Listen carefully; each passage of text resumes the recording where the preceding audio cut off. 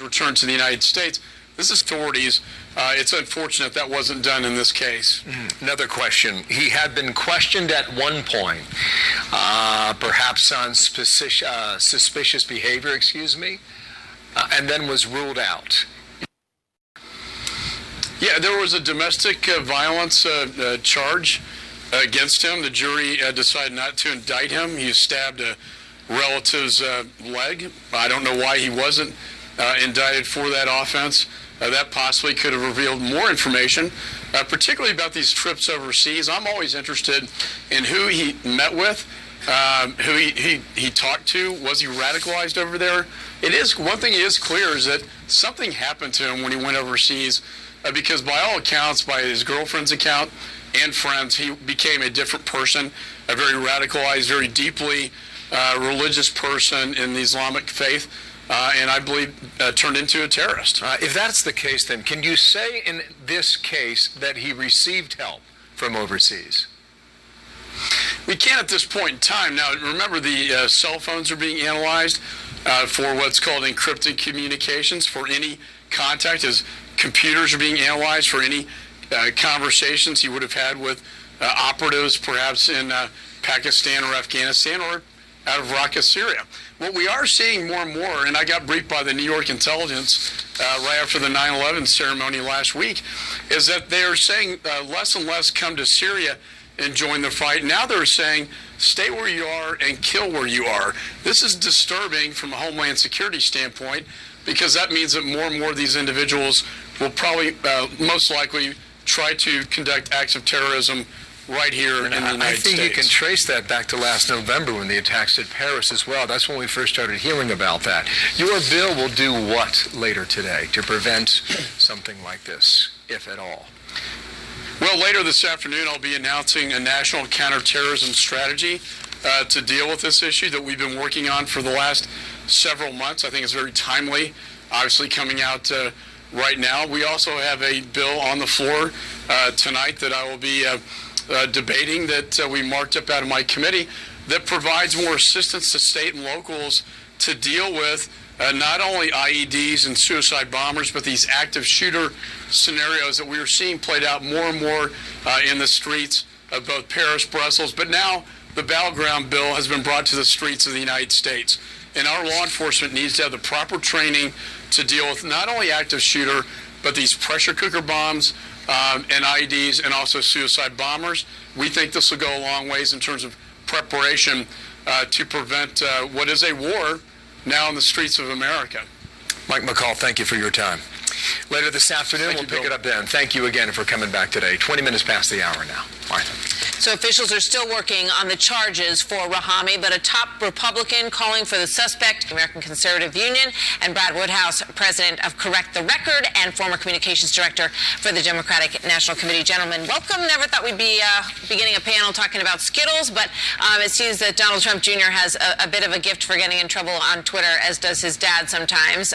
So, Matt, what do you make of it?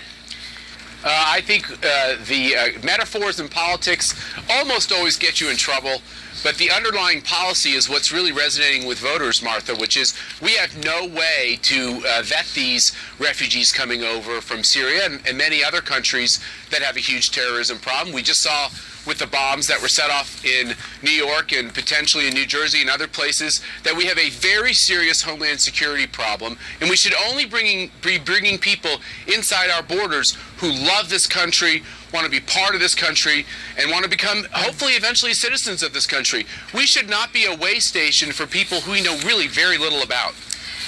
Brad, do you believe that we have a very serious Homeland Security problem in this country? I have a question for you, because I want to talk to you about the sentiment of it, which has to do with whether or not we have a Homeland Security problem, and whether, I mean, Donald Trump Jr. is not running for president last time I checked, so let's talk about the issue that he's talking about. Sure.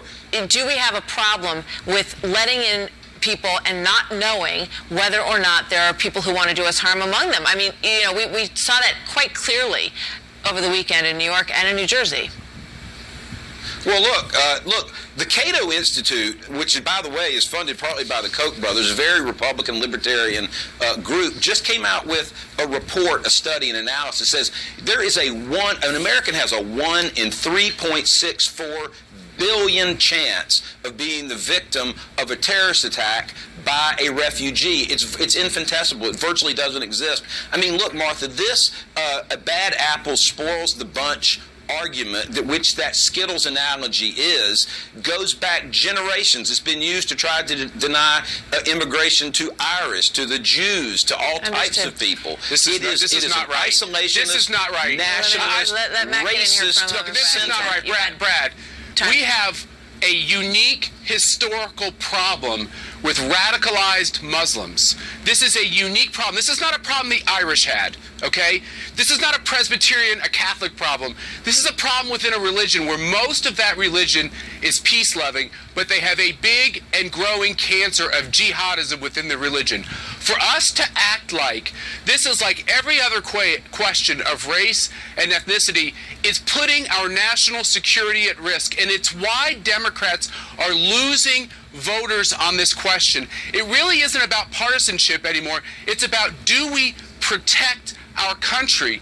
Does it matter that our people could get blown up in community after community after community? How many of these events have to happen before the liberals in the Democratic Party wake up to the fact that this is something Republicans and Democrats should unite on? Let's keep the jihadists out of America. It's a pretty simple concept. Matt, the suspect in these most recent attacks came to stoked fear. This is exactly what he did to win the Republican primary. It's what he's going to try to do to win president. But Brad, let me interject here for a moment.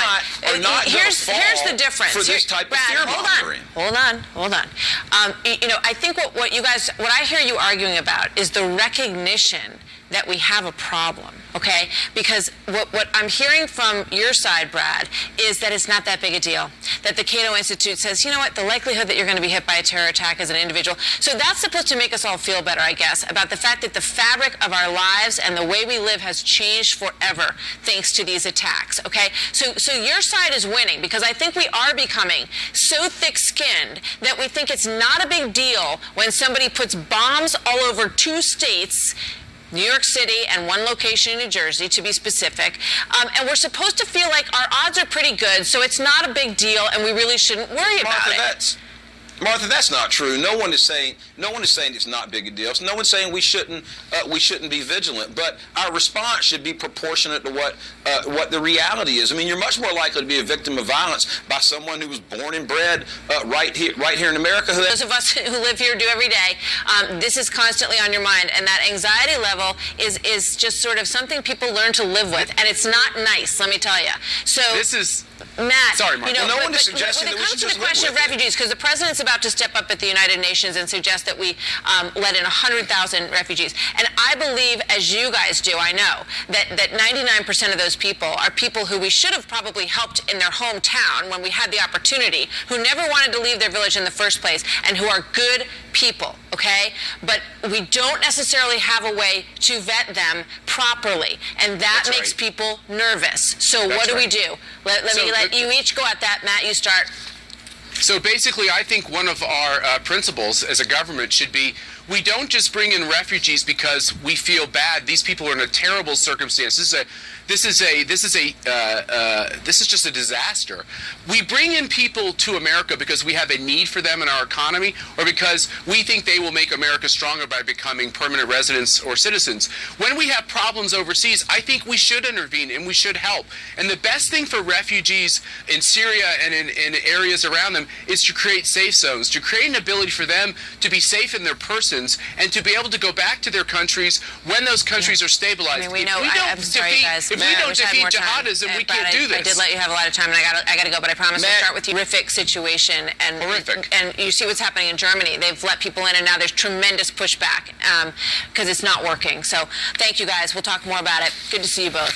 Thanks, Martha. So the search now for a